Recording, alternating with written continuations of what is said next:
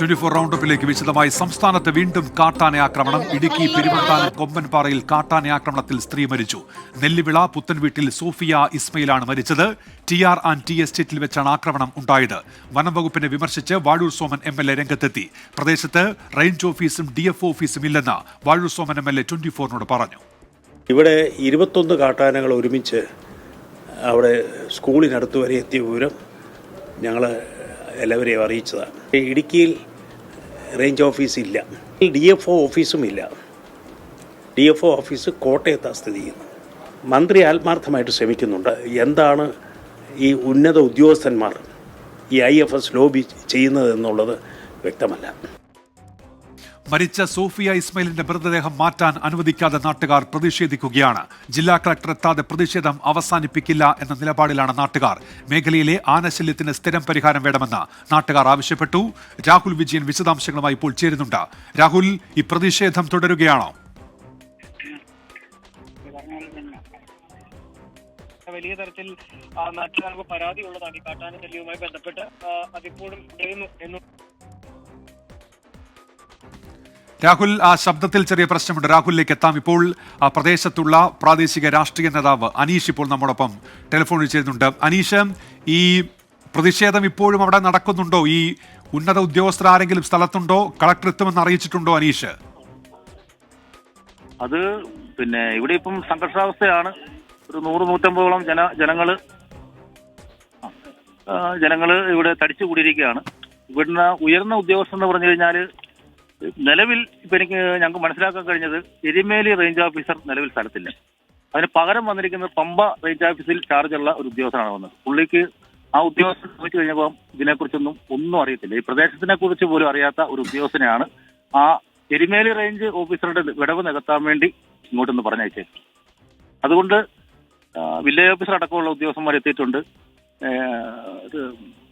Collector എത്തും എന്ന് അറിയിച്ചിട്ടുണ്ട്. പക്ഷെ എത്തുമോ ഇല്ലയോ എന്നുള്ള കാര്യം കൃത്യമായിട്ടും ഉദ്യോഗസ്ഥന്മാർ ചോദിച്ചിട്ട് ഒരു വ്യക്തതയില്ല. അങ്ങനെ ഒരു ജനങ്ങളെല്ലാം തടിച്ചുകൂടി ഇവിടെ ഇങ്ങനെ നിൽക്കുകയാണ്. മൃതദേഹം അവിടെ തന്നെ ആ മരണപ്പെട്ട സ്ഥലത്ത് തന്നെ കിടക്കുകയാണ്.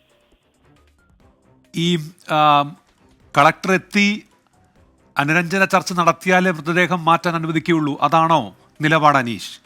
അതാണ്. മരണപ്പെട്ടയാൾ മരണപ്പെട്ടു പോയി. പക്ഷെ കുറച്ചധികം ആൾക്കാർ, ഞാൻ നേരത്തെ പറഞ്ഞ പോലെ തന്നെ കുറേയധികം ആൾക്കാർ ഇവിടെ താമസിക്കുന്ന പ്രദേശമാണ്.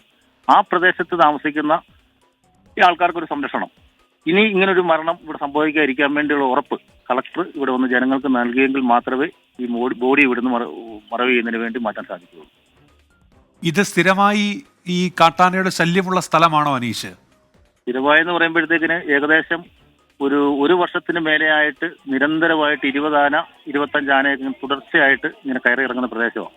ഈ പ്രദേശത്ത് യാതൊരുവിധ കൃഷികളോ മറ്റു കാര്യങ്ങളോ ഒന്നും ചെയ്യാൻ പറ്റാത്ത അവസ്ഥയായതുകൊണ്ട് ഒരു 50ഓളം ആൾക്കാർ ഈ പ്രദേശം വിട്ടൊഴിഞ്ഞ് ടൗണായ മുണ്ടക്കയം, വണ്ടൻപകാല്, പനക്കച്ചിറ ആ ഭാഗങ്ങളിലേക്ക് കുറെ നാളുകളായിട്ട് ആൾക്കാർ ഇവിടെ നിന്ന് മാറിക്കൊണ്ടിരിക്കുക.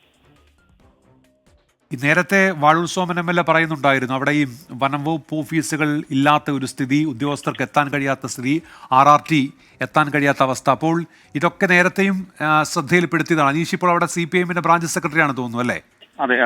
അപ്പോൾ ഇതൊക്കെ ഈ വനം വകുപ്പ് ഉദ്യോഗസ്ഥരുടെ ശ്രദ്ധയിൽപ്പെടുത്തിയ കാര്യങ്ങളാണോ അനീഷ്? ഇതൊക്കെ ഞങ്ങള് കഴിഞ്ഞ വർഷം ഇതുപോലൊരു 9 ദിവസം തുടർച്ചയായിട്ടൊരു സമരം ജനങ്ങളെ മുഴുവൻ പങ്കെടുപ്പിച്ചുകൊണ്ട്, സ്കൂൾ കുട്ടികൾ അടക്കമുള്ള, കുടുംബശ്രീ അടക്കമുള്ള കുറെ അധികം ആൾക്കാരെ പങ്കെടുപ്പിച്ചുകൊണ്ട് 9 ദിവസം തുടർച്ചയായിട്ട് മതമ്പ എന്ന പ്രദേശത്ത് ഷെഡ് കെട്ടി ഞങ്ങൾ അവിടെ സമരം നടത്തി. അതിന് ആസ്പദമായി MLA അതിനകത്ത് പങ്കെടുക്കുകയും MLAയും പെരുവന്താനം ഗ്രാമപഞ്ചായത്ത് പ്രസിഡന്റ് ആയിരുന്ന അന്നത്തെ പ്രസിഡന്റും അതുപോലെ തന്നെ ജില്ലാ പഞ്ചായത്ത് അംഗമായിരുന്ന സഖാവ് KT ബിനു അടക്കമുള്ളവർ തിരുവനന്തപുരത്ത് പോയി മന്ത്രിതല ചർച്ച നടത്തുകയും അതുമായിട്ട് ബന്ധപ്പെട്ട് 2 ദിവസം പീരുമേട് RRT 2 ദിവസം ഇവിടെ വന്ന് ക്യാമ്പ് ചെയ്തിട്ട് പിന്നെ അവർ പോയി. പിന്നെ യാതൊരുവിധ വിശേഷവും ഈ ഉദ്യോഗസ്ഥന്മാരുടെ ഭാഗത്തുനിന്നുണ്ടായിട്ടില്ല. ഇതിങ്ങനെ മരണപ്പെടാനുള്ള ഒരു പ്രധാനപ്പെട്ട കാരണം എന്ന് പറയുമ്പോഴത്തേക്കിന് ഈ ഫോറസ്റ്റ് ഡിപ്പാർട്ട്മെന്റിലെ ഉദ്യോഗസ്ഥന്മാരുടെ അനാസ്ഥ മൂലം മാത്രം സംഭവിച്ചതാണ്. കാരണം ഇന്ന് രാവിലെ റിപ്പോർട്ട് ചെയ്തിരുന്നു, ഈ പ്രദേശത്ത് ഈ മരണപ്പെട്ട പ്രദേശത്തുള്ള ആൾക്കാർ ഇന്ന് ആനയുണ്ടെന്ന് ഫോറസ്റ്റുകാരെ വിളിച്ചറിയിച്ച അവർക്ക് വന്ന ബന്ധപ്പെട്ട അധികാരികൾക്ക് വന്ന് ആനയെ തുരുത്താമായിരുന്നു. അവരത് ചെയ്തില്ല. അവരൊരു 3 വാച്ചർമാരെ പ്രദേശത്തേക്ക് പറഞ്ഞു വിട്ടു. അവരൊരു വീട്ടിൽ കയറി കുറച്ച് കുടിവെള്ളവും കുടിച്ചിട്ട് അവർ തിരിച്ച് റിട്ടേൺ ഇറങ്ങിപ്പോയി. ആനയൊന്നും അവർ തുരുത്തിയില്ല. അപ്പം ഈ ഉദ്യോഗസ്ഥന്മാരുടെ അനാസ്ഥ മൂലം കൊണ്ട് മാത്രമാണ് ഇന്ന് ഇവിടെ 42 വയസ്സുള്ള സോഫിയ ഇസ്മായിൽ മരണപ്പെട്ടത്. ഈ അനീഷ് ഈ സ്ഥലത്തുണ്ടോ? ഈ സംഭവം നടന്ന സ്ഥലത്താണോ ഇപ്പോൾ ഉള്ളത്? അതെ അതെ അതെ അതെ അതെ അതെ അതെ ഈ അവിടെ എത്തിയ ഈ ഉന്നത വനംവകുപ്പ് ഉദ്യോഗസ്ഥൻ അദ്ദേഹത്തിന്റെ കാര്യം പറഞ്ഞല്ലോ, അദ്ദേഹത്തിന് ഈ മേഖലയെക്കുറിച്ച് പരിചയമില്ല, കാര്യങ്ങളൊന്നും അറിയില്ല. അദ്ദേഹം പറയുന്നത് എന്താണ് അനീഷ്?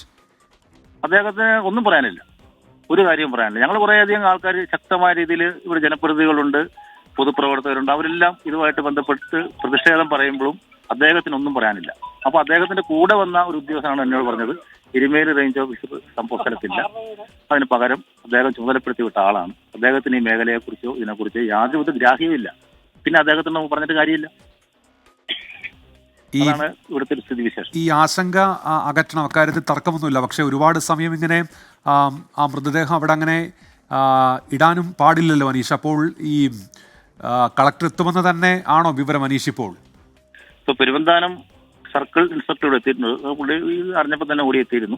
അദ്ദേഹം പറഞ്ഞത് ഇതുമായിട്ട് ബന്ധപ്പെട്ട തഹസീൽദാർ വരും, തഹസീൽദാർ വന്നു കഴിഞ്ഞിട്ട് നമുക്കൊരു ചർച്ച ഉണ്ടാക്കാം, ചർച്ച ഉണ്ടാക്കിയതിന് ശേഷം നിങ്ങളുടെ കാര്യങ്ങൾ പറയുക, ഇതുമായിട്ട് ബന്ധപ്പെട്ട് ധാന്യങ്ങളെ തുരുത്തുന്നതുമായിട്ട് ബന്ധപ്പെട്ട് മറ്റു കാര്യങ്ങൾ നാളെ മുതൽ അവരുടെ ഡിപ്പാർട്ട്മെന്റ് ഭാഗത്തുനിന്ന് ഉണ്ടാകാനുള്ള സംവിധാനം ചെയ്തു തരാം എന്ന് പറഞ്ഞിട്ടുണ്ട്. അതും പ്രകാരം ഞങ്ങൾ ആ ഉദ്യോഗസ്ഥനെ കാത്തു നിൽക്കുകയാണ്. കുറച്ച് ദൂരത്ത് ഒരു 1 കിലോമീറ്റർ 2 കിലോമീറ്റർ ഉള്ളിൽ എത്തിയിട്ടുണ്ടെന്നാണ് ഇപ്പോൾ ദൂരം ചോദിച്ചപ്പോൾ പറഞ്ഞത്.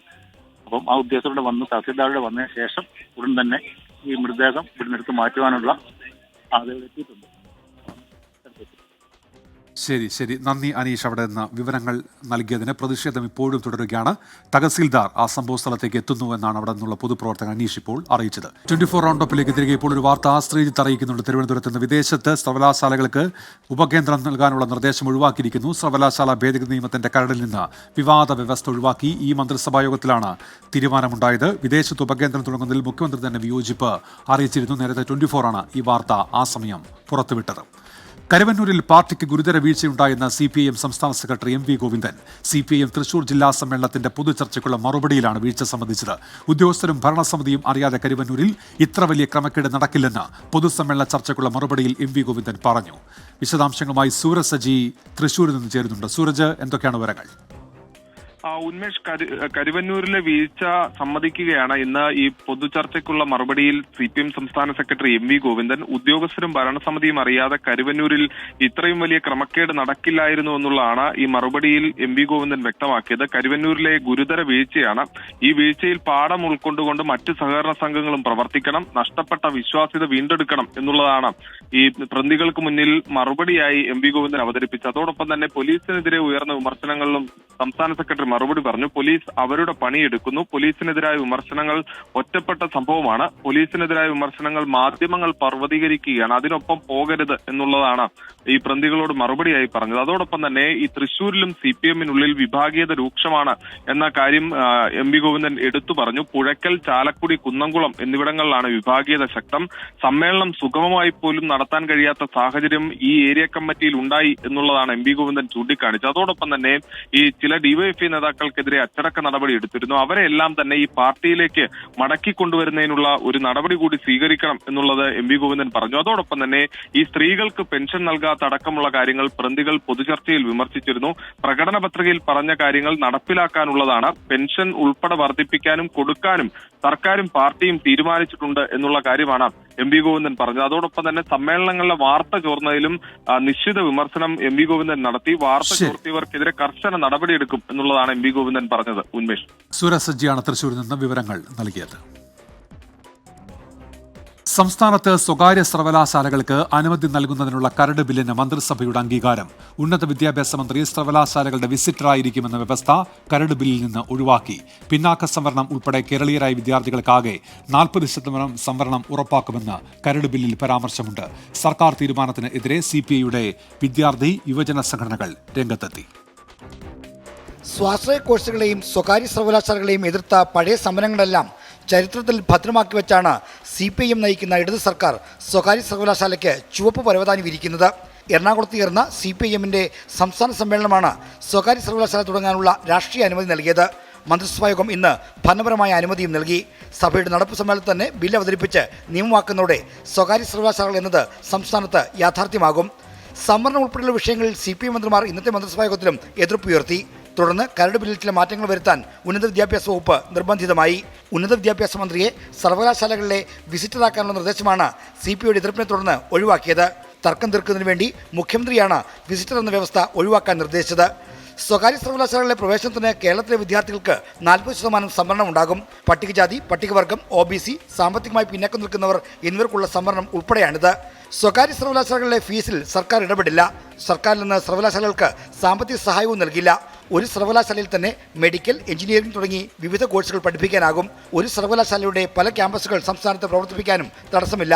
സർവകലാശാലയുടെ പ്രധാന കേന്ദ്രത്തിന് 10 ഏക്കർ ഭൂമി വേണമെന്നത് നിർബന്ധമാണ്. സർവകലാശാല സംരംഭകർ എൻഡോമെന്റ് ഫണ്ട് എന്ന പേരിൽ 25 കോടി രൂപ ട്രഷറിയിൽ കെട്ടിവെക്കണം. സർക്കാർ നിയോഗിക്കുന്ന 5 അംഗ വിദഗ്ധ സമിതിയാകും സ്വകാര്യ സർവകലാശാലയ്ക്ക് അനുമതി നൽകേണ്ടത്. വിശദമായ പദ്ധതി രേഖ പരിശോധിച്ച ശേഷം അപേക്ഷ തള്ളാനും കൊള്ളാനും ഈ സമിതിക്ക് അധികാരമുണ്ടാകും. സർവകലാശാലകളുടെ അക്കാദമികവും ഭരണപരവുമായ രേഖകൾ വിളിച്ചു വരുത്താനും സർക്കാരിന് പ്രത്യേക അധികാരം ബില്ലിൽ വ്യവസ്ഥ ചെയ്യുന്നുണ്ട്. രാജ്യത്തെ മറ്റ് സ്വകാര്യ സർവകലാശാലകളിൽ നിന്നും വ്യത്യസ്തമായി കേരളത്തിലെ സ്വകാര്യ സർവകലാശാലകളിൽ വിദ്യാർത്ഥി യൂണിയനുകളും വിദ്യാർത്ഥി കൗൺസിലുകളും ഉണ്ടാകും. ഇത്തരം വ്യവസ്ഥകൾ ഉൾപ്പെടുത്തിയെങ്കിലും AISF, KSU തുടങ്ങിയ വിദ്യാർത്ഥി സംഘടനകൾ ഇതിനെതിരെ പ്രതിഷേധവുമായി രംഗത്തുണ്ട്. ഇടതുപക്ഷത്തിന്റെ ഈ നയവ്യതിയാനത്തിൽ TP ശ്രീനിവാസനെ പോലെയുള്ള ഒരു ആഗോള പൗരന്റെ കർണത്തടിച്ച SFIയെ കൊണ്ട് മാപ്പ് പറയാൻ കൂടി പിണറായി വിജയൻ തയ്യാറാകണമെന്ന് കേശു പറഞ്ഞു വയ്ക്കുകയാണ്. R. ശ്രീജിത്ത്, 24, തിരുവനന്തപുരം. സർവകലാശാലകൾക്ക് വിദേശത്ത് ഉപകേന്ദ്രങ്ങൾ സ്ഥാപിക്കാനുള്ള നിർദ്ദേശം ഒഴിവാക്കി. സർവകലാശാല ഭേദഗതി നിയമത്തിന്റെ കരടിൽ നിന്ന് വിവാദ വ്യവസ്ഥ ഒഴിവാക്കുകയായിരുന്നു. മന്ത്രിസഭാ യോഗത്തിന്റേതാണ് തീരുമാനം. 24 ആണ് നേരത്തെ ഈ വാർത്ത പുറത്തുവിട്ടത്. R. ശ്രീജിത്ത് വിവരങ്ങളുമായി ഇപ്പോൾ തിരുവനന്തപുരത്ത് ചേരുന്നുണ്ട്. ശ്രീജിത്ത്, വിശദാംശങ്ങൾ എന്തൊക്കെയാണ്? ഉന്മേഷ്, സംസ്ഥാനത്തെ സർവകലാശാല നിയമങ്ങൾ ഭേദഗതി ചെയ്യുകയാണ്. ഈ ഭേദഗതി നിർദ്ദേശത്തിലെ ഏറ്റവും പ്രധാനപ്പെട്ട ഒരു വ്യവസ്ഥ സംസ്ഥാനത്തെ സർവകലാശാലകൾക്ക് വിദേശത്ത് ഉപകേന്ദ്രങ്ങൾ തുടങ്ങാൻ അനുമതി നൽകുന്നതായിരുന്നു. കരട് ബില്ലിലെ 2ാം വകുപ്പിലായിരുന്നു ഇതുമായി ബന്ധപ്പെട്ട നിർദ്ദേശം. എന്നാൽ കഴിഞ്ഞ മന്ത്രിസഭാ യോഗത്തിൽ ഈ വിഷയം ചർച്ചയ്ക്ക് വന്നപ്പോൾ മുഖ്യമന്ത്രി പിണറായി വിജയൻ തന്നെ ഇതിൽ എതിർപ്പ് പ്രകടിപ്പിച്ചു. കേരളത്തിൽ പഠിക്കാം എന്ന തരത്തിലുള്ള ക്യാമ്പയിൻ സംസ്ഥാന സർക്കാർ നടത്തുമ്പോൾ നമ്മുടെ സർവകലാശാലകൾ വിദേശത്തെ ക്യാമ്പസ് തുടങ്ങുന്നത് തെറ്റായ വ്യാഖ്യാനങ്ങൾ കിടന്നില്ല എന്നായിരുന്നു മുഖ്യമന്ത്രിയുടെ സംശയം. എന്തായാലും വിശദമായി ഒരിക്കൽ കൂടി പരിശോധിക്കുന്ന നിർദ്ദേശമാണ് അയച്ചത്. ഇന്ന് പ്രത്യേക മന്ത്രിസഭായോഗം ബില്ല് വീണ്ടും പരിഗണിച്ചപ്പോഴും ഈ നിർദ്ദേശം ഉന്നത വിദ്യാഭ്യാസ വകുപ്പ് മുന്നോട്ട് വെച്ചു. എന്നാൽ ഇത് ഒഴിവാക്കാൻ മുഖ്യമന്ത്രി തന്നെ നിർദ്ദേശിക്കുകയായിരുന്നു. അങ്ങനെയാണ് വിദേശത്ത് സർവകലാശാലയുടെ ഉപകേന്ദ്രങ്ങൾ തുടങ്ങാനുള്ള വകുപ്പ് കരട് ബില്ലിൽ നിന്ന് ഒഴിവാക്കിയത്. ശരി, R. ശ്രീജിത്താണ് തിരുവനന്തപുരത്ത് നിന്ന് വിവരങ്ങൾ നൽകിയത്. സംസ്ഥാനത്ത് സ്വകാര്യ സർവകലാശാലകൾ അനുവദിക്കാനുള്ള സർക്കാർ തീരുമാനത്തെ പിന്തുണച്ച് SFI സാമൂഹിക നീതിയും യോഗ്യതയും ഉറപ്പുവരുത്തുക എന്ന ലക്ഷ്യത്തോടെയാണ് ബില്ല് കൊണ്ടുവന്നത് എന്ന് SFI അഖിലേന്ത്യാ പ്രസിഡന്റ് VP സാനു 24നോട് പറഞ്ഞു. ബില്ലിന്മേൽ എതിർപ്പുകൾ ഉണ്ടാകുന്നത് സ്വാഭാവികമാണെന്നും VP സാനു. ഇപ്പോൾ സംസ്ഥാന ഗവൺമെന്റ് ഈ നിലയിൽ ഉദ്ദേശിക്കുന്നത് അതിൽ സാമൂഹിക നീതിയും അതുപോലെ തന്നെ മെറിറ്റും ഉറപ്പുവരുത്തുക എന്നുള്ള ഒരു ഉത്തരവാദിത്തം എടുത്തുകൊണ്ടാണ് സംസ്ഥാന ഗവൺമെന്റ് ഈ നിലയിൽ ഇപ്പോൾ ഒരു ബില്ല് കൊണ്ടുവരാൻ നിൽക്കുന്നത് എന്നുള്ളതാണ് നമ്മൾ മനസ്സിലാക്കുന്നത്. വിമർശനങ്ങൾ ഉണ്ടാവണം, ചർച്ചയുണ്ടാവണം. ആ ചർച്ചയുടെയും വിമർശനങ്ങളുടെ അടിസ്ഥാനത്തിൽ ആ ചർച്ചകളും വിമർശനങ്ങളൊക്കെ ഉൾക്കൊള്ളേണ്ടതാണെങ്കിൽ അതിന് ഉൾക്കൊണ്ടതിന് ശേഷമാണ് അത്തരമൊരു ബില്ലുമായിട്ട് മുന്നോട്ട് പോകേണ്ടത്. സംസ്ഥാനത്താകെ വ്യാപിച്ചു കിടക്കുന്ന പാതിവില തട്ടിപ്പ് ക്രൈംബ്രാഞ്ച് പ്രത്യേക സംഘം അന്വേഷിക്കും. ക്രൈംബ്രാഞ്ച് DGPയുടെ മേൽനോട്ടത്തിൽ എറണാകുളം ക്രൈംബ്രാഞ്ച് SP സോജനായിരിക്കും കേസ് അന്വേഷിക്കുക. 100-ലധികം ഉദ്യോഗസ്ഥരാണ് സംഘത്തിലുള്ളത്. 5 ജില്ലകളിലായി രജിസ്റ്റർ ചെയ്ത 34 കേസുകളായിരിക്കും ആദ്യം അന്വേഷിക്കുക. കേരളം മുൻപ് കണ്ടിട്ടില്ലാത്ത വ്യാപ്തിയുള്ള തട്ടിപ്പെന്നത് കണക്കിലെടുത്താണ് അന്വേഷണം ക്രൈംബ്രാഞ്ചിന് കൈമാറിയത്. DYSPമാരും CIമാരും ഉൾപ്പെടെ മാത്രം 81 പേരുണ്ട് പ്രത്യേക അന്വേഷണ സംഘത്തിൽ. കേസിന്റെ ഗൗരവം പരിഗണിച്ച് ക്രൈംബ്രാഞ്ച് മേധാവി നേരിട്ട് മേൽനോട്ടം വഹിക്കും. എറണാകുളം ക്രൈംബ്രാഞ്ച് യൂണിറ്റ് SP സോജനാണ് അന്വേഷണ ഉദ്യോഗസ്ഥൻ. ക്രൈംബ്രാഞ്ച് സാമ്പത്തിക കുറ്റകൃത്യ വിഭാഗത്തിലെയും സൈബർ വിങ്ങിലെയും ഉദ്യോഗസ്ഥരെ പ്രത്യേക സംഘത്തിൽ ഉൾപ്പെടുത്തിയിട്ടുണ്ട്. ആദ്യം രജിസ്റ്റർ ചെയ്ത 34 കേസുകളിലായി മാത്രം 37 കോടി രൂപയുടെ തട്ടിപ്പ് നടന്നുവെന്നാണ് പോലീസിന്റെ പ്രാഥമിക കണ്ടെത്തൽ. എറണാകുളം 11, ഇടുക്കി 11, ആലപ്പുഴ 8, കോട്ടയം 3, കണ്ണൂർ 1 എന്നിങ്ങനെ 34 കേസുകളാണ് ക്രൈംബ്രാഞ്ച് ആദ്യം അന്വേഷിക്കുക. അനന്തു കൃഷ്ണൻ, KN ആനന്ദകുമാർ തുടങ്ങിയവരെ ചോദ്യം ചെയ്യുകയായിരിക്കും പ്രത്യേക അന്വേഷണ സംഘത്തിൻ്റെ ആദ്യ നീക്കം. അന്വേഷണം ആരംഭിച്ച ശേഷം ലോക്കൽ പോലീസ് രജിസ്റ്റർ ചെയ്ത മറ്റു കേസുകൾ കൂടി ക്രൈംബ്രാഞ്ച് സംഘത്തിൻ്റെ പരിധിയിൽ ഉൾപ്പെടുത്തും. തട്ടിപ്പിൽ ഇന്നും വിവിധ ജില്ലകളിലായി പുതിയ കേസുകൾ രജിസ്റ്റർ ചെയ്തു. അനന്തു കൃഷ്ണനെതിരെ പുതിയ 3 FIRകളാണ് കൊല്ലത്ത് രജിസ്റ്റർ ചെയ്തത്. സോഷ്യോ എക്കണോമിക് ഡെവലപ്മെന്റ് സൊസൈറ്റിയുടെ മറവിൽ നടന്ന തട്ടിപ്പിൽ 41 ലക്ഷം രൂപ നഷ്ടമായെന്ന് കാണിച്ച് കാസർഗോഡ് വീണ്ടും പരാതി ലഭിച്ചു. കോഴിക്കോട് ജില്ലയിൽ 4 കേസുകൾ കൂടി രജിസ്റ്റർ ചെയ്തിട്ടുണ്ട്. വിവിധ ബ്യൂറോകൾക്കൊപ്പം 24 തിരുവനന്തപുരം.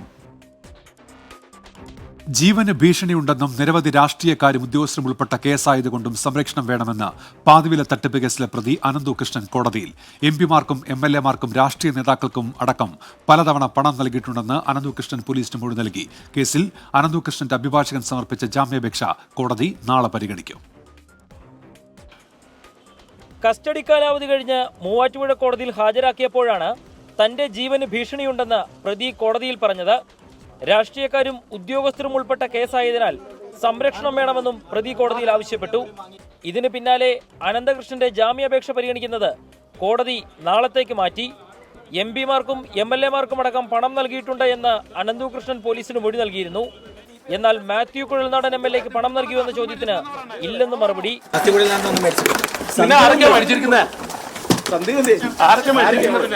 കോടതിയിൽ ഹാജരാക്കി പുറത്തിറങ്ങുമ്പോഴും തട്ടിപ്പിനിരയായ എല്ലാവർക്കും പണം നൽകുമെന്ന് അനന്തകൃഷ്ണൻ മാധ്യമങ്ങളോട് പറഞ്ഞു. മാധ്യമങ്ങളോട് പ്രതി സംസാരിക്കുന്നത് തടയാൻ വലിയ സുരക്ഷയാണ് പോലീസ് ഏർപ്പെടുത്തിയത്. കസ്റ്റഡി കാലാവധി അവസാനിച്ചതോടെ പ്രതിയെ റിമാൻഡ് ചെയ്തു. തട്ടിപ്പിൽ ഇടുക്കി വണ്ടൻമേട് പോലീസ് രജിസ്റ്റർ ചെയ്ത കേസിൽ പ്രതിയുടെ അറസ്റ്റ് പോലീസ് സംഘം മൂവാറ്റുപുഴ സബ് ജയിലിലെത്തി രേഖപ്പെടുത്തി.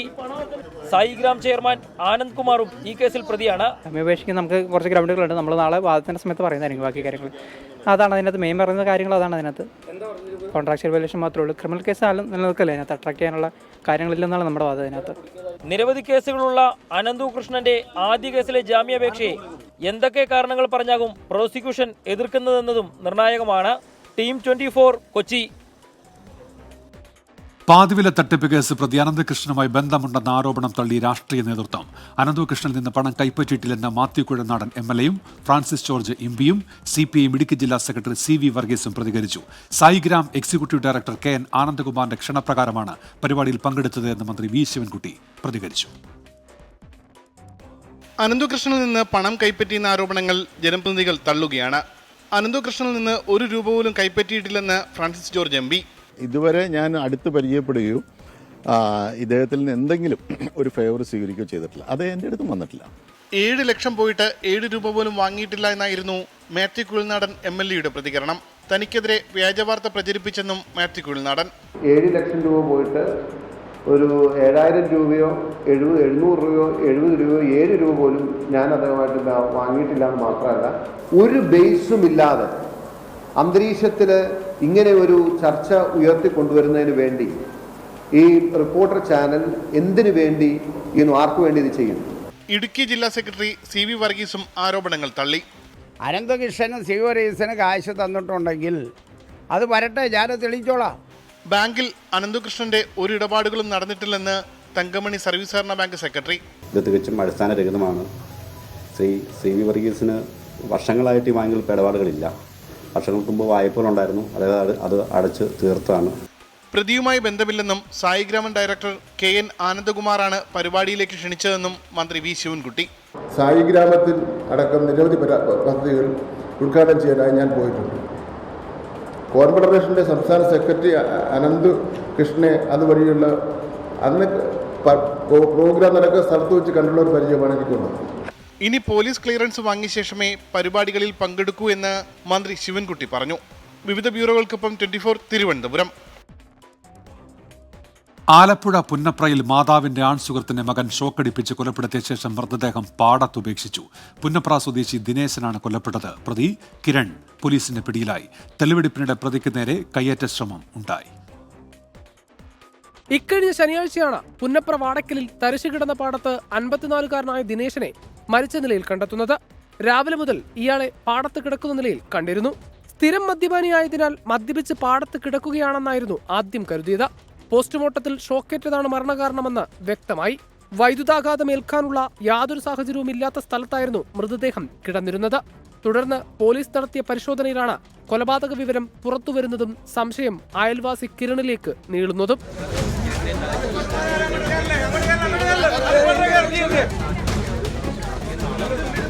2 വർഷമായിട്ട് ഞങ്ങളോട് അല്ല താമസം. അതുകൊണ്ട് അച്ഛനെ കാണാത്തത് കാര്യങ്ങളൊന്നും നമുക്ക് തിരക്കാട്ടൊക്കെ സാഹചര്യമൊന്നുമില്ല. കാരണം പിന്നെ ഇതുപോലെ ആളുകൾ കൂടിയപ്പോഴത്തേക്കും ഞങ്ങളും അങ്ങനെ അറിയുന്നത്. നമ്മളിവിടെ താമസിക്കുന്ന ഒരാളെ കാണാതിരിക്കുമ്പോഴല്ലേ നമ്മൾ തിരക്കേണ്ട കാര്യം ഉണ്ടാകുന്നുള്ളൂ. അതുകൊണ്ട് ഇപ്പോൾ ഇത് ഇത്രയും ബാധിക്കെ കിടന്നുകൊണ്ട് ഞങ്ങൾ അറിഞ്ഞില്ലെങ്കിൽ അച്ഛനെ കാണുന്നില്ല ഒരു സംസാരം ഉണ്ടായപ്പോൾ ഞങ്ങൾ തിരക്കാനായിട്ട് മുന്നിൽ നിൽക്കത്തില്ല. കാരണം അച്ഛൻ 2 വർഷത്തോളമായി ഞങ്ങളുമായിട്ട് പിരിഞ്ഞാണ് താമസിക്കുന്നത്. കിരണിന്റെ അമ്മയുടെ സുഹൃത്താണ് ദിനേശൻ. കഴിഞ്ഞ ദിവസം രാത്രി ദിനേശൻ വീട്ടിലേക്ക് വന്നപ്പോഴാണ് കിരൺ തന്ത്രപൂർവ്വം കെണിയൊരുക്കി ഷോക്കടിപ്പിച്ച് കൊലപ്പെടുത്തുന്നത്. തെളിവെടുപ്പിനിടെ പ്രതിക്ക് നേരെ കയ്യേറ്റ ശ്രമമുണ്ടായി.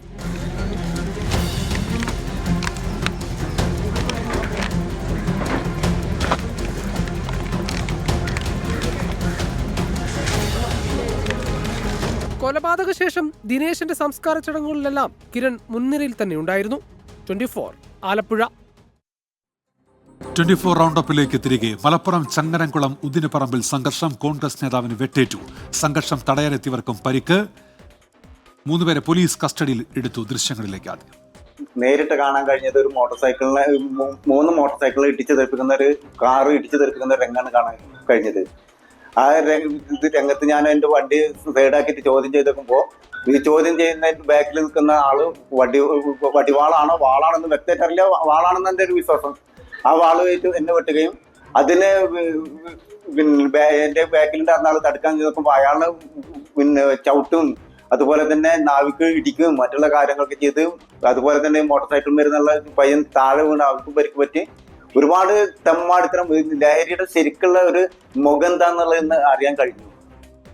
സമീർ ബിൻ കരീമുണ്ട് മലപ്പുറത്ത്. സമീർ, ഇത് ആരാണ് ഈ ആക്രമണത്തിന് പിന്നിൽ? സമീർ, ഉന്മേഷ്, ലഹരി സംഘങ്ങളാണ് ആക്രമണത്തിന് പിന്നിലെന്നുള്ളതാണ് പരിക്കേറ്റവർ വ്യക്തമാക്കുന്നത്. ഇതുമായി ബന്ധപ്പെട്ട് നിലവിൽ 3 പേരെ ചങ്ങരംകുളം പോലീസ് അറസ്റ്റ് ചെയ്ത് കസ്റ്റഡിയിലെടുത്തിരിക്കുകയാണ്. അല്പസമയം മുൻപാണ് ഈ ചങ്ങരംകുളം ആലങ്കോടിന് സമീപം ഉദിനപ്പറമ്പിൽ ഈ സംഘർഷം ഉണ്ടാകുന്നത്. ആൾക്കൂട്ടത്തിനിടയിലേക്ക് വാഹനം ഇടിച്ചു കയറ്റുകയായിരുന്നു എന്നുള്ളതാണ് പരിക്കേറ്റ ഇയാൾ വ്യക്തമാക്കുന്നത്. ഈ കോൺഗ്രസ് നേതാവായിരിക്കുന്ന വടക്കേതിൽ സുബൈർ എന്ന് പറയുന്ന 45-കാരനാണ് കാര്യമായ പരിക്കേറ്റിരുന്നത്. ഇയാളുടെ തലക്കാണ് വെട്ടേറ്റത്. ഇത് അക്രമം കണ്ട് തടയാനെത്തിയ റാഫി എന്നോടൊപ്പം ലബീബ് എന്നിവർക്കും പരിക്കേറ്റിരിക്കുകയാണ്. മാരകായുധങ്ങളുമായി വന്ന സംഘമാണ് അക്രമം നടത്തിയത് എന്നുള്ളതാണ് സുബൈർ വ്യക്തമാക്കുന്നത്. വടിവാൾ കൊണ്ട് തലയ്ക്ക് വെട്ടി പരിക്കേൽപ്പിച്ചു എന്നും സുബൈർ വ്യക്തമാക്കുന്നു. ഇയാളുടെ തലയ്ക്ക് ഏതാണ്ട് 7ഓളം തുന്നലുണ്ട് എന്നുള്ളതാണ് നമുക്ക് നിലവിൽ ലഭ്യമാകുന്ന വിവരം. ഒപ്പം തന്നെ മറ്റുള്ളവർക്ക് കഴുത്തിനും പിൻഭാഗത്തുമായാണ് പരിക്കേറ്റിരിക്കുന്നത്. ഇവരെ നിലവിൽ ചങ്ങരംകുളത്തുള്ള ഓർക്കിഡ് ആശുപത്രിയിൽ പ്രവേശിപ്പിച്ചിരിക്കുകയാണ്. ഇതുമായി ബന്ധപ്പെട്ട് ചങ്ങരംകുളം പോലീസ് സംഭവ സ്ഥലത്ത് പരിശോധന നടത്തിയ 3 പേരെയാണ് കസ്റ്റഡിയിൽ എടുത്തിരിക്കുന്നത്. വിശദമായ ചോദ്യം ചെയ്യാൻ നടന്നുകൊണ്ടിരിക്കുകയാണ് എന്നുള്ളതാണ് പോലീസ് വ്യക്തമാക്കുന്നത്. ശരി, സമീർ ബിൻ കരീമാണ് മലപ്പുറത്ത് വിശദാംശങ്ങൾ നൽകിയത്. AI ഉച്ചകോടിയിൽ പങ്കെടുക്കാൻ പ്രധാനമന്ത്രി നരേന്ദ്രമോദി ഫ്രാൻസിലെത്തി. 3 ദിവസത്തെ ഫ്രാൻസ് സന്ദർശനത്തിൽ പ്രസിഡന്റ് ഇമ്മാനുവൽ മക്രോണുമായി നരേന്ദ്രമോദി ഉഭയകക്ഷി ചർച്ച നടത്തും. ഫ്രാൻസ് സന്ദർശനത്തിന് ശേഷം പ്രധാനമന്ത്രി അമേരിക്കയിൽ എത്തും. ഫ്രാൻസിൽ നടക്കുന്ന AI ഉച്ചകോടിയിൽ ഇന്ത്യ സഹ അധ്യക്ഷ സ്ഥാനം വഹിക്കും. AI സാങ്കേതികതയുടെ വികസനത്തിനായും AI-യുടെ ദുരുപയോഗം തടയുന്നതിനുമുള്ള നിർണായക തീരുമാനങ്ങൾ ഉച്ചകോടിയിലുണ്ടാകും. ഇന്ത്യ ഫ്രാൻസ് ബന്ധം കൂടുതൽ ശക്തിപ്പെടുത്തുന്നതിനായി പ്രസിഡന്റ് ഇമ്മാനുവൽ മാക്രോണുമായി പ്രധാനമന്ത്രി നരേന്ദ്രമോദി ഉഭയകക്ഷി ചർച്ച നടത്തും. മാർസെയ് നഗരത്തിലെ പുതിയ ഇന്ത്യൻ കോൺസുലേറ്റിന്റെ ഉദ്ഘാടനവും പ്രധാനമന്ത്രി നിർവഹിക്കും. മറ്റന്നാൾ ഫ്രാൻസിൽ നിന്ന് നരേന്ദ്രമോദി US-ലേക്ക് പുറപ്പെടും. US സന്ദർശനത്തിൽ സാങ്കേതിക വിദ്യ, വ്യാപാരം, പ്രതിരോധം, ഊർജം തുടങ്ങിയ മേഖലകളിലെ പങ്കാളിത്തം കൂടുതൽ ഉയരങ്ങളിലേക്ക് എത്തുമെന്ന് പ്രധാനമന്ത്രി നരേന്ദ്രമോദി പ്രസ്താവനയിൽ പറഞ്ഞു. ഇരു രാജ്യങ്ങളിലെയും ജനങ്ങളുടെ അഭിവൃദ്ധിക്കായും ലോകത്തിന്റെ മികച്ച ഭാവിക്കായും ഞങ്ങൾ രണ്ടുപേരും ഒരുമിച്ച് പ്രവർത്തിക്കുമെന്നും നരേന്ദ്രമോദി. ഇന്ത്യൻ കുടിയേറ്റക്കാരോട് മോശമായി പെരുമാറിയതിൽ ട്രംപുമായുള്ള കൂടിക്കാഴ്ചയിൽ വിഷയം പ്രധാനമന്ത്രി ഉന്നയിക്കുമെന്നാണ് വിവരം. 12-13 തീയതികളിലാണ് മോദിയുടെ US സന്ദർശനം. 24 ഡൽഹി. ഏഷ്യയിലെ ഏറ്റവും വലിയ വ്യോമ പ്രദർശനമായ എയ്റോ ഇന്ത്യയുടെ 15ാമത് പതിപ്പിന് ബംഗളൂരുവിൽ തുടക്കമായി. കേന്ദ്ര പ്രതിരോധ മന്ത്രി രാജ്നാഥ് സിംഗ് യലഹങ്ക വ്യോമസേന ആസ്ഥാനത്ത് ഉദ്ഘാടനം ചെയ്തു. മില്യൺ അവസരങ്ങളിലേക്കുള്ള റൺവേ എന്ന പ്രമേയത്തിലാണ് ഈ മാസം 14 വരെ നീളുന്ന എയർ ഷോ.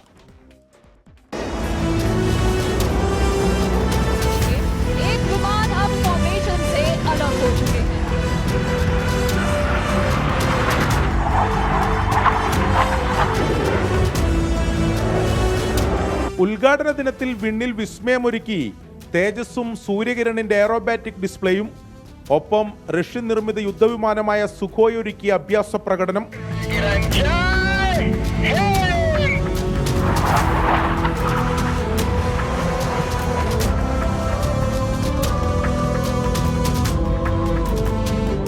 ഇന്ത്യൻ വ്യോമ പ്രതിരോധ രംഗത്തെ കരുത്ത് ലോകത്തിന് മുന്നിൽ പ്രദർശിപ്പിച്ച് അന്താരാഷ്ട്ര സഹകരണം ഉറപ്പുവരുത്തുകയാണ് എയ്റോ ഇന്ത്യയുടെ ലക്ഷ്യം.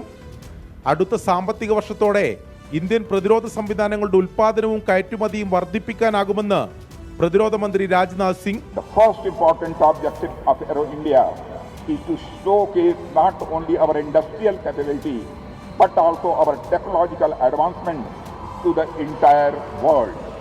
15 രാജ്യങ്ങളിൽ നിന്നായി 800 വ്യോമ പ്രതിരോധ കമ്പനികളാണ് മേളയുടെ ഭാഗമാകുന്നത്.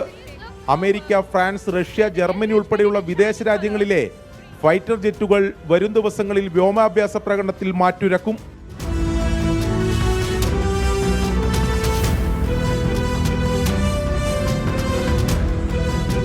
24 ബംഗളൂരു.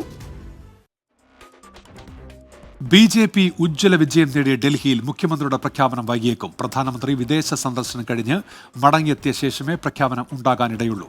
ഡൽഹിയിൽ മുഖ്യമന്ത്രി സ്ഥാനത്തേക്ക് വനിതാ നേതാവിനെ പരിഗണിക്കുന്നുവെന്നും സൂചനയുണ്ട്. 26 വർഷങ്ങൾക്ക് ശേഷം ഭരണം പിടിച്ച ഡൽഹിയിൽ അടുത്ത മുഖ്യമന്ത്രിയെ കണ്ടെത്തുന്നതിനുള്ള ചർച്ചകൾ BJP നേതൃതലത്തിൽ തുടരുകയാണ്. ദേശീയ സംഘടനാ ജനറൽ സെക്രട്ടറി BL സന്തോഷ്, ഡൽഹിയുടെ ചുമതലയുള്ള vice president Baijayant Jay Panda, secretary Alka Gurjar, സംസ്ഥാന അധ്യക്ഷൻ വീരേന്ദ്ര സദേവ തുടങ്ങിയ നേതാക്കൾ വിവിധ ഘട്ടങ്ങളിലായി 48 നിയുക്ത MLA-മാരുമായി ചർച്ച നടത്തി. കെജ്രിവാളിനെ തോൽപ്പിച്ച പർവേഷ് ശർമ്മ, വിജേന്ദർ ഗുപ്ത, മൻജീന്ദർ സിംഗ് സിർസ, കപിൽ മിശ്ര, വീരേന്ദ്ര സച്ദേവ തുടങ്ങിയ നിരവധി പേരുകൾ മുഖ്യമന്ത്രി സ്ഥാനത്തേക്കുള്ള പരിഗണനാ പട്ടികയിലുണ്ട്. എന്നാൽ ഒരു വനിതാ നേതാവിനെ മുഖ്യമന്ത്രി സ്ഥാനത്തേക്ക് പരിഗണിക്കുന്നുവെന്നാണ് സൂചന. അങ്ങനെയെങ്കിൽ സൗരഭ് ഭരദ്വാജിനെ പരാജയപ്പെടുത്തിയ ശിഖ റായ്, രേഖ ഗുപ്ത എന്നിവർക്കാണ് സാധ്യത. മുഖ്യമന്ത്രിയുടെ കാര്യത്തിൽ പ്രാഥമിക ചർച്ചകൾക്കായി ശനിയാഴ്ച തന്നെ പ്രധാനമന്ത്രി നരേന്ദ്രമോദി, കേന്ദ്രമന്ത്രി അമിത്ഷാ, BJP അധ്യക്ഷൻ JP നദ്ദ എന്നിവർ കൂടിക്കാഴ്ച നടത്തിയിരുന്നു. വിദേശ പര്യടനം കഴിഞ്ഞ് പ്രധാനമന്ത്രി മടങ്ങിയെത്തിയ ശേഷമേ മുഖ്യമന്ത്രിയുടെ പേര് പ്രഖ്യാപിക്കാൻ സാധ്യതയുള്ളൂ. 24 ഡൽഹി. ഡൽഹിയിലെ തിരിച്ചടിക്ക് പിന്നാലെ ആം ആദ്മി പാർട്ടിയിൽ പ്രതിസന്ധി രൂക്ഷം. പഞ്ചാബിൽ 30 ആം ആദ്മി പാർട്ടി ആം ആദ്മി പാർട്ടി MLA-മാർ പാർട്ടിയിലേക്ക് എത്തുമെന്ന് കോൺഗ്രസ് അവകാശപ്പെട്ടു. അഭ്യൂഹങ്ങൾക്കിടെ അരവിന്ദ് കെജ്രിവാൾ MLA-മാരുടെ യോഗം വിളിച്ചു. ഈറ്റില്ലമായ ഡൽഹിയിൽ അടിപതറിയത് ആം ആദ്മി പാർട്ടിയുടെ നിലനിൽപ്പിന് തന്നെ ഭീഷണിയാകുന്നുവെന്നാണ് പഞ്ചാബിൽ നിന്നും വരുന്ന റിപ്പോർട്ടുകൾ. പഞ്ചാബിലെ ആം ആദ്മി പാർട്ടിയുടെ 30ഓളം MLA-മാർ കോൺഗ്രസുമായി സമ്പർക്കത്തിലുണ്ടെന്നും അവർ പാർട്ടി മാറാൻ തയ്യാറാണെന്നും പഞ്ചാബിലെ പ്രതിപക്ഷ നേതാവ് പ്രതാപ് സിംഗ് ബാജ്വ അവകാശപ്പെട്ടു. പാർട്ടി ആശയങ്ങളിൽ നിന്നും വ്യതിചലിക്കുന്നുവെന്നും അധികാരത്തിലെത്തി 3 വർഷം പിന്നിട്ടിട്ടും വാഗ്ദാനങ്ങളൊന്നും പാലിക്കാൻ കഴിഞ്ഞിട്ടില്ലെന്നും ആക്ഷേപമുള്ള നിരവധി MLA-മാർ ആം ആദ്മി പാർട്ടിയിലുണ്ട്. മുഖ്യമന്ത്രി ഭഗ്വന്ത് മാനിന്റെ ശൈലിയിലും അതൃപ്തിയുള്ള ഈ നേതാക്കൾ ബദൽ മാർഗങ്ങൾ തേടുന്നതായി നേരത്തെ റിപ്പോർട്ടുകൾ വന്നിരുന്നു. പാർട്ടിയുടെ മുഖമായ ദേശീയ കൺവീനർ അരവിന്ദ് കെജ്രിവാൾ തന്നെ പരാജയപ്പെട്ടതാണ് പഞ്ചാബ് നേതാക്കളുടെ ആത്മവിശ്വാസം തകർത്തത്. ആം ആദ്മി പാർട്ടിയുടെ ചില MLA-മാരെ BJPയും ബന്ധപ്പെട്ടതായി റിപ്പോർട്ടുകളുണ്ട്. ഈ സാഹചര്യത്തിലാണ് അരവിന്ദ് കെജ്രിവാൾ പഞ്ചാബ് ആം ആദ്മി പാർട്ടി MLA-മാരുടെ യോഗം നാളെ ഡൽഹിയിൽ വിളിച്ചത്. എന്നാൽ MLA-മാർ പാർട്ടി മാറുമെന്ന റിപ്പോർട്ടുകൾ ആം ആദ്മി പാർട്ടി നേതൃത്വം തള്ളി. ഡൽഹി തെരഞ്ഞെടുപ്പ് പ്രചരണത്തിൽ പങ്കെടുത്ത MLA-മാരെ കാണാനാണ് കെജ്രിവാൾ യോഗം വിളിച്ചതെന്നാണ് വിശദീകരണം. പഞ്ചാബിൽ നിന്നും രാജ്യസഭയിലേക്ക് എത്താൻ കെജ്രിവാളിന് ആലോചനയുണ്ടെന്നും ഇക്കാര്യവും നാളത്തെ യോഗത്തിൽ ചർച്ചയാകുമെന്നും അഭ്യൂഹങ്ങളുണ്ട്. 24 ഡൽഹി. മുഖ്യമന്ത്രി N ബിരേൻ സിംഗ് രാജിവെച്ചതിന് പിന്നാലെ മണിപ്പൂരിൽ നിർണായക നീക്കങ്ങൾ. മുഖ്യമന്ത്രി സ്ഥാനത്തേക്ക് ചില പേരുകൾ ഉയർന്നു കേൾക്കുന്നുണ്ടെങ്കിലും നിലവിലെ സാഹചര്യത്തിൽ രാഷ്ട്രപതി ഭരണത്തിനും സാധ്യതയുണ്ട്. ബിരേൻ സിംഗിന്റെ രാജിക്ക് പിന്നാലെ മണിപ്പൂരിൽ BJPക്ക് വീണ്ടും പിന്തുണ അറിയിച്ച് നാഷണൽ പീപ്പിൾസ് പാർട്ടി രംഗത്തെത്തി. N ബിരേൻ സിംഗിന്റെ രാജിക്ക് പിന്നാലെ മണിപ്പൂരിൽ തുടർ നടപടികൾ ചർച്ചയാവുകയാണ്.